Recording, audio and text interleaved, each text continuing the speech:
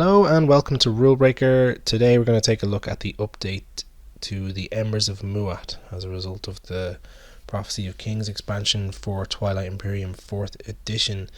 So there's a very notable component that comes in the box with the Embers logo on it. It is a new cool looking supernova style tile that has a green background on it. It's a special tile that we'll get to in a little bit later on, but first we're going to focus on the actual cards, the agents, the leaders, and the mech cards. So without further ado, let's take a look at those. So the agent is called Umbat, their commander is Magmus, their hero is Adjudicator Baal, and they have a really cool sounding mech, the Ember Colossus. Love that name. So let's see what they do. So Umbat, first of all, has an action which reads: exhaust this card to choose a player. That player may produce up to 2 units that each have a cost of 4 or less in a system that contains one of their war sons or their flagship. Okay, so lots of specific things in the wording there. First of all, it's a player. It can be any player. It doesn't have to be you. It can be someone who you like, an ally of yours, someone who you want to keep in the game, someone you need to build up forces with to take down the strong mutual enemy. Most of the time it's probably going to be yourself though, and being able to produce 2 units in the same system as your flagship or as one of your war sons, and knowing the Embers, it's probably going to be the war sons. The flagship isn't super strong, and I personally usually avoid it. Each of those units can have a cost of up to 4, so you can spend up to 8 in this action, building 2 units, and for reference, your home system of Muatt has 4 resources on it, so you're pretty well set up to do this right at the very start of the game if you decide to move your warson out right away from your space dock. So that's pretty good. That's a nice little start game utility that you got there to boost up your fleet if you don't want to have them hanging around in your home system, which you might not, because you want to explore or expand a bit further out than usual now that you have a few more tricks up your sleeve. And on to Magmus, the commander here, which unlocks when you produce a warson. So the Muatt warsons, they're different. They have these prototype warsons. The upgraded ones cost 10, and the standard ones that you have at the start of the game cost 12. So if you have 12 resources at the start of the game and you want to do this, go for it. Otherwise you can wait until you've got your upgraded ones and get it for a cost of 10.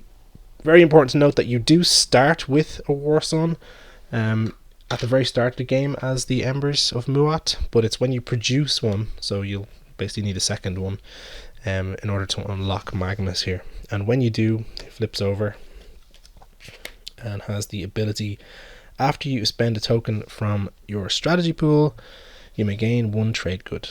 And this is an always on ability that you've always got. It's something that's there for the rest of the game. And it's also something that if you're in an alliance with somebody and they have access to your commander, it'll always be on for them as well. So it's a nice incentive to have friends. And trade goods are great for the Embers because they're going to want to build as many of these as they can. If they're getting destroyed and being rebuilt, trade goods are going a long way to doing that. So a really, really cool economy-based commander for the Embers of Muatt. Now on to the hero, the Adjudicator Baal, which unlocks after you've scored 3 objectives, just like all heroes do. You flip it over when you've scored your 3rd one, and it becomes the Nova Seed, Gravitational Collapse. And that reads: after you move a warson into a non-home system other than Mechatol Rex, you may destroy all other players' units in that system and replace that system tile with the Muatt Supernova tile. If you do, purge this card and each planet card that corresponds to the replaced system tile. Wow, so that's this guy, the special tile that just came in the box, Prophecy of Kings.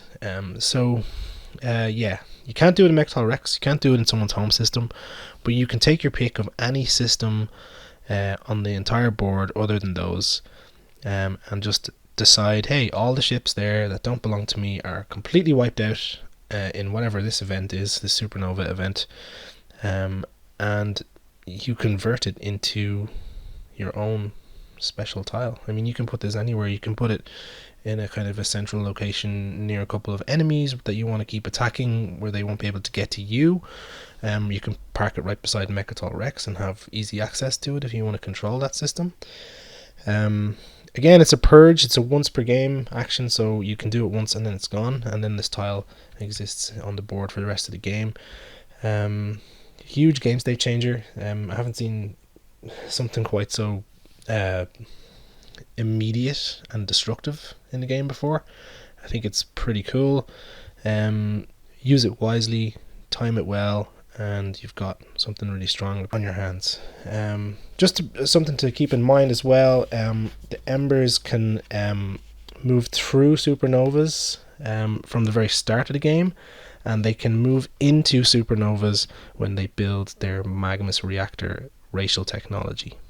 So you might want to have that racial technology available to you when you're doing this, so you can basically fly into your new supernova system with maybe some stuff that you're used to having, for example, and have this ready for a preemptive strike or a retaliation or an ambush or something. So lots of very powerful Death Star style fully operational systems stuff going on there. So a big game changing move with the Nova Seed is coming in this game each time, I'd say. So that's really exciting.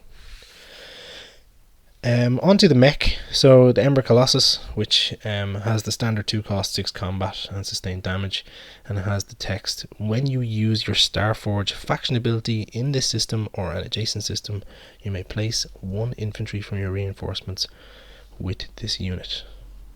Okay, so Starforge, if you look at your race ability on the front here, it's this action that you've always had where you can spend token from strategy to put in fighters or a destroyer into a system that has a war sun. So I've typically been a bit down on this ability because it's quite expensive, like 2 fighters or a destroyer for a full token, a full strategy token. One of these here, it's very expensive.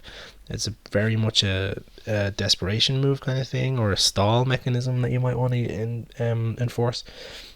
So I haven't really been, when I've been playing as the Embers, I haven't really been doing that very much. Now that you've got your mech affiliated with that, it's basically giving you an infantry as well for free. I'm not mad on this. I don't think it's a huge deal. It's not a massive increase.